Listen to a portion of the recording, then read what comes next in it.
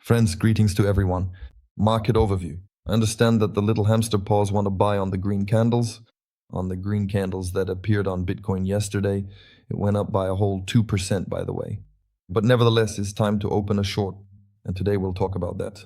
Then before we begin, let me remind you that we're on the trading platform Pro Service. This is a service we've developed for analyzing limit orders as well as margin orders. These are exactly what show us the future of the market, that is its intentions. But let's break down all the metrics in detail and perhaps start with the basics. Starting with the basics, which tell us when we need to open short trades or long trades. And for that, I need to go to the preset. The news agenda can be negative or positive. And so, when the distribution happens at lower prices than before, this means that we have lower highs and lower lows, which is typical within a local bearish trend. By the way, both the highs and lows are being updated with each decline. Therefore, I expect that more or less we will see prices lower than the current ones. At the very least, your first short order should already be open, and thinking about going long right now is just hamster behavior. Let's put it this way, thinking about going long from these levels is not wise because right now, smart traders are not opening longs. They are not opening them. At the very least, market makers aren't. If you think you're smarter than them and want, so to speak, to go up against them and buy up all their sales, go ahead. But I don't think you'll be able to do that successfully. That's the first argument that tells us we should be looking for shorts from these levels. But if we switch to the long preset that we use for intraday trading, then where do we start accumulating? Longs? The right traders? In other words, we accumulate longs when the difference between DIFF bit and 8 mask becomes greater than or equal to the number of limit sell orders at a 3% depth. And we're looking specifically at the coin, meaning right now we're analyzing the correlation of limit orders directly on Bitcoin. And these entry points were here and also in this range. As you can see, all of these are good places to enter. Since the market is still in a local bearish trend, and in the medium term it's also in a bearish trend, we should always plan our purchases with two orders. The first order, as in this case, was executed at this spot. The second order should be placed at the climax of the sell-off, for example, in this range, so that your average entry ends up, as in this case, at 64,000. So even in such unfavorable scenarios, you will at least break even. If there is no further drop, as was the case here and in this situation, then with your first order, you can actually make a decent profit. So here it's important to understand that there is a structure to both an upward long trend and a downward one. Here's an example of what an upward long trend looks like. This is when a new crossover forms higher than the previous one. For example, we had a selling climax here. On February 5th, there was a crossover, the most recent one. And the next crossover didn't happen until March 28th, and it was at higher prices, which tells us that the algorithms on Bitcoin are moving limit orders up to higher prices, thereby preventing the price from dropping and protecting the area of interest they had previously. And after that, the very same long upward movement occurs. It was a decent rise. We participated in these movements and Bitcoin grew by 27%. Yes, I didn't take all of it. I only captured a small part of that 27%, but that's how it happened. That's why there is currently no long structure, because each new buyer's zone is lower than the previous one. There was a crossover here, and once again, we updated the low of the previous buyer's zone. So what we have is that each high, the distribution zone is lower than the previous one, and the buyer's zone is also lower than the previous one.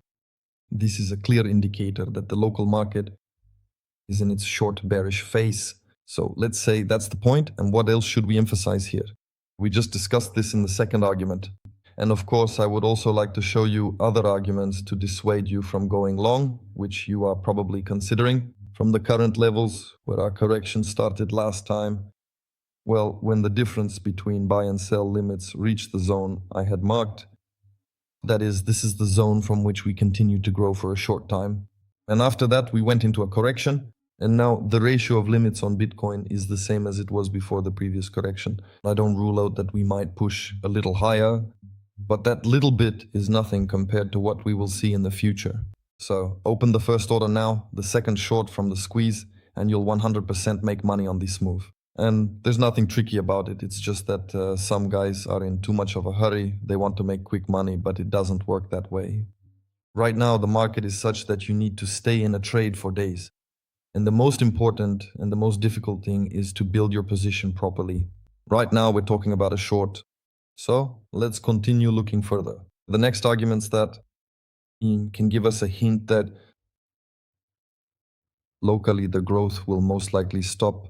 Let's look at the difference between limit orders across all spot pairs on Binance at a 15% depth. And what do we already see here? Last time the correction started when the difference between limit orders was only 128 million. If you open the daily time frame, and I will open it now, it becomes clear that this is such a minimum. The market doesn't even reach the balance at this point. In other words, we are at the bottom, you could say, in an immobile market. This is my purely personal opinion. I base these conclusions on the metrics I observe on the trading platform ProService. But locally, we are already approaching those areas, and it can even be noted this way, that the correction started from these very points. And what is the negative side here? The negative is that the number of limit sell orders is increasing, while prices, for example, on Bitcoin are lower.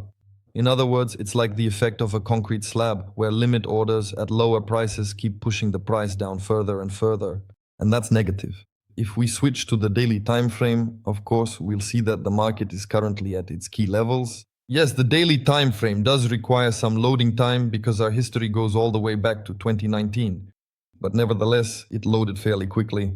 And take note of where we are right now. If I simply mark this level we're at now with a horizontal line, we'll see that similar values occurred at the end of the bear market after the alt season. In 2021, after the second wave of alt season growth, and there was also the first wave of alt season growth. Correction, deep correction, second wave of growth correction, and the third wave of alt season growth in 2021. And during the second wave of the season on the decline, we saw the same values. We had similar values on March 4th, 2025, after which Bitcoin rose significantly. We also had the same values in November 2025. And here there was already a pretty decent rebound of 18%, but nevertheless the price was pushed lower. And now we are at these same levels. What does this tell us? What about the midterm? The price has no other option but to rise. It will go up. But locally, since we are doing a local review, we expect to see prices locally below the current ones. Here, it's also important to emphasize that the market always moves from the buyer's zone, here it is, so to speak, marked on the chart, down to zero values. That is, zero values mean when the market is in balance, meaning when the number of limit buy and sell orders becomes equal. This happens even in a bear market, which is where we are now. For example, here. The market reached the balance and then moved down to a new level. Here again, the market reached the balance, that is the zero mark. And again, the market moved down to a lower level. So what about now? Right now, we haven't even reached the balance. We've only made it halfway to the balance. And in the medium term, yes, the minimum targets for longs, if they have been taken, are of course up to the balance. That's the minimum target. But let me repeat once again. Once again, for those who are slow-witted and don't understand what I'm talking about, we're discussing intraday trading. I do reviews every day. I can't constantly look at global metrics or keep track of some global metrics all the time. We're looking at what's happening within the day. I hope you understand that. If you don't understand, well, damn, that's bad for you in life because you're stupid if you don't get this. All right, moving on. So we've just considered another argument that tells us the market will grow in the medium term, but locally, we've already reached the levels where correction started last time, but now the number of limit sell orders has become higher than it was before. But in any case, we're at the bottom. That is, at the bottom, we expect a correction. Let me put it this way. The next argument I want to show you is the ratio of margin long to short accounts. And don't confuse them with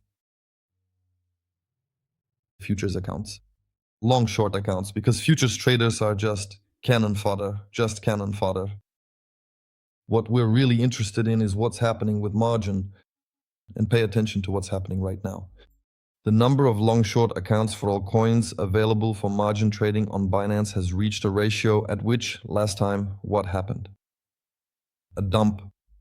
From these levels, there was a dump before, so it's interesting to talk about longs when, on the contrary, our ratio reaches high values. It's in these areas that it's interesting to talk about longs.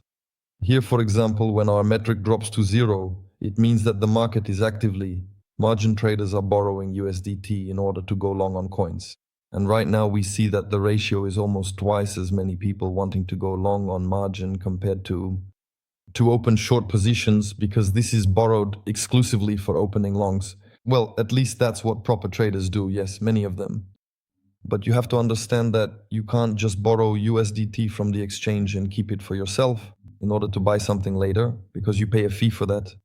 Accordingly, they borrow USDT, buy something with it, and if they want to short something, they don't borrow USDT for that. They borrow the coin itself and immediately open a short position.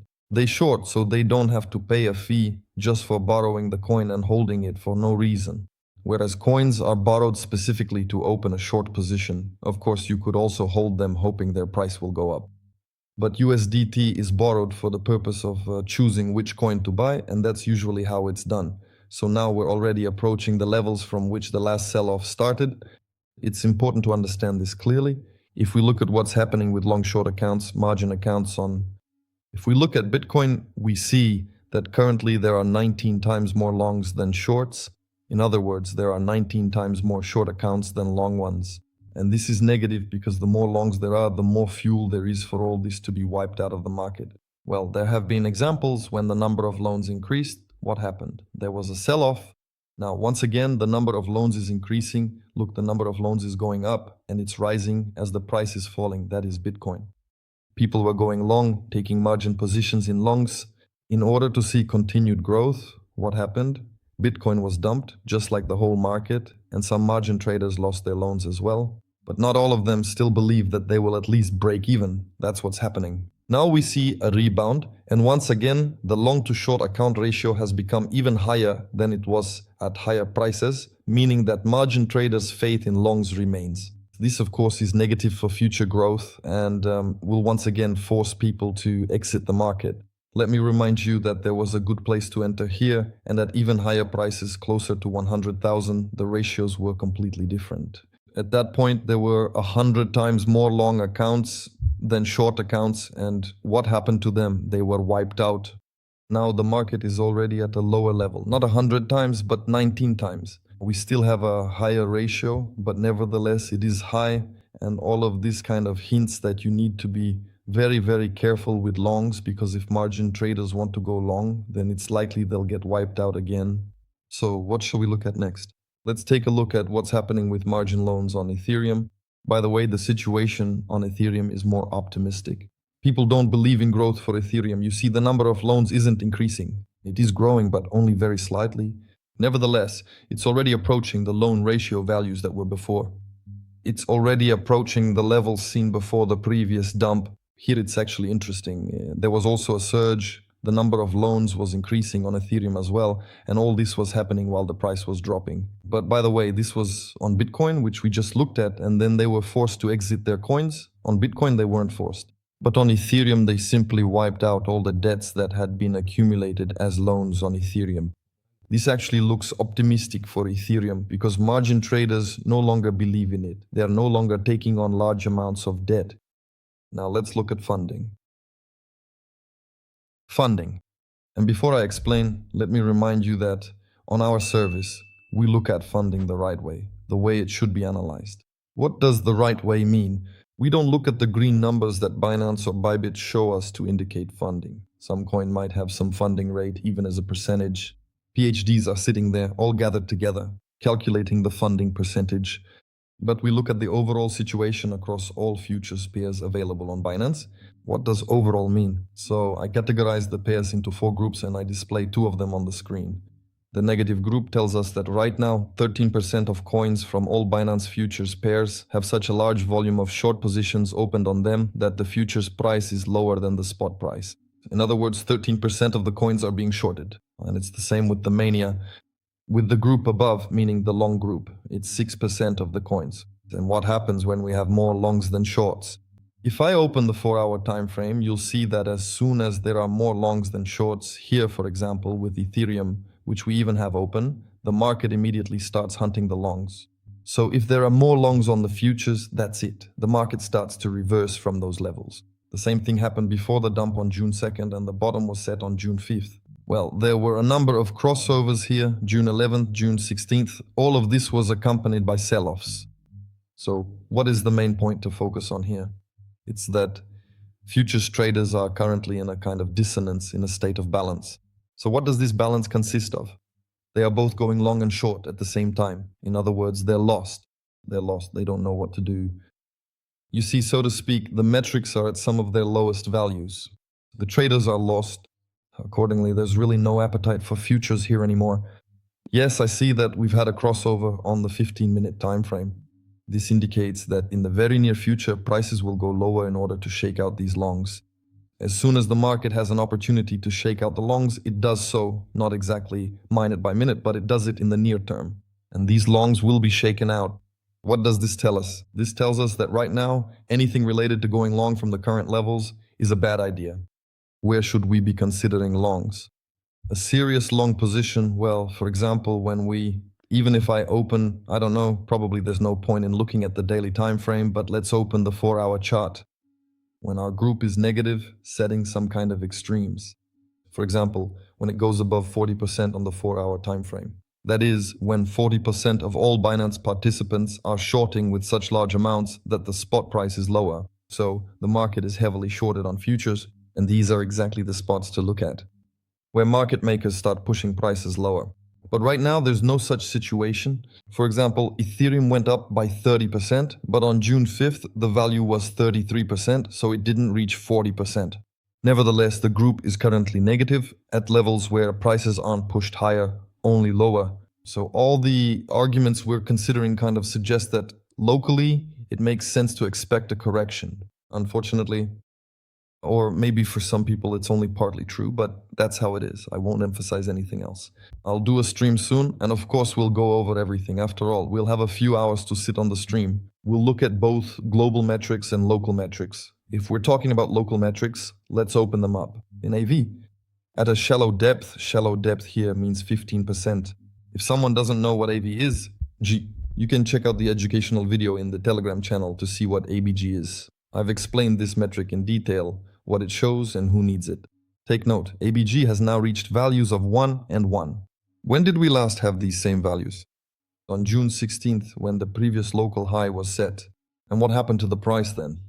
The price went down. Where is the price now? The price is lower than it was last time. In other words, it's like a concrete slab effect. Prices keep getting pushed lower and lower. And right now, the market phase, we have a report as of June 95th. So there was a selling climax. We can see that the algorithm has changed, and accordingly the extremes have changed too. Ours have changed. Here is our extreme point, and right now we are at the peak of this extreme. And at the same time, prices are lower. This, of course, is a negative factor. So where should you be looking to go long? Again, since there was a selling climax on June 5th and the bottom was set, a local bottom. Specifically, a selling climax, not the bottom, to be more precise, a bit of a slip of the tongue, but rather a selling climax occurred. So what does that mean? Accordingly, we also have a buyer's zone. These are the places where we consider buying. This is the buyer's zone in this range and the buyer's zone in this range. So those are my thoughts. What conclusions can we draw? Locally, I expect prices to go lower than the current levels. It only makes sense to talk about longs when AVG returns to the buying zone. Right now, we should only be considering the short side of the trade. Additionally, just to mention, I'll take a look at one more metric. It's called 3.5. Oh wow, this is just a complete mess here. What's going on? Look, here's the situation. Let's go ahead and draw some conclusions now. Before I sum up, let me say this. 3 to 5, when we see an anomaly where there are more limit sell orders than buy orders, specifically when the number of limit sell orders at a 3% depth exceeds the number of limit sell orders at a 5% depth, statistically the price is always pushed lower. Right now we're experiencing a similar anomaly. The last time a similar situation occurred was here, and after a slight dip the price was pushed much lower. Before that, the situation was here as I understand it. Here, market makers placed their limit sell orders and executed those limit sell orders. And after that, they started pushing the price lower. So how much did this move amount to on Bitcoin here? Well, a little over 4%, just over 3. They executed the limit sell orders, sold what they wanted to sell, and pushed the price lower. Then this happened in May, after which the price was taken much lower. Let's mark this range as well, where a similar situation occurred, and after that, Ethereum dropped by 5%. But the consequences are much more severe. So all of this tells us that right now there's no point in talking about longs. Unfortunately, at the moment, there's no sense in discussing longs. I'll repeat it once again. And for those of you who are impatient and rush in, you'll end up losing money again. You need to wait. You need to wait for a new buyer's zone when there is once again a large number of limit orders, at least in the same proportion as it was on June 5th, on June 23rd, and their angel already reviewed it. I'm not saying that I'm expecting some strong correction, no, but the very fact is that I expect to see this, and that's what you need to clearly understand. Therefore, you understand where the market will move. You know the entry points. You've already understood from my review which ones I see for myself. All that's left is to open the exchange and make the trades. So, if you're interested in what I'm saying, subscribe to this YouTube channel. Here, you can make money on crypto, and it's unlikely you'll be able to do that anywhere else. Go to my Telegram, where the communication is more, let's say, informal. There you can join my various channels and get to know me better. You can get acquainted, learn how to use the trading platform Pro service, work with its metrics, and also connect to this service. That's all from me. Thank you all. Goodbye.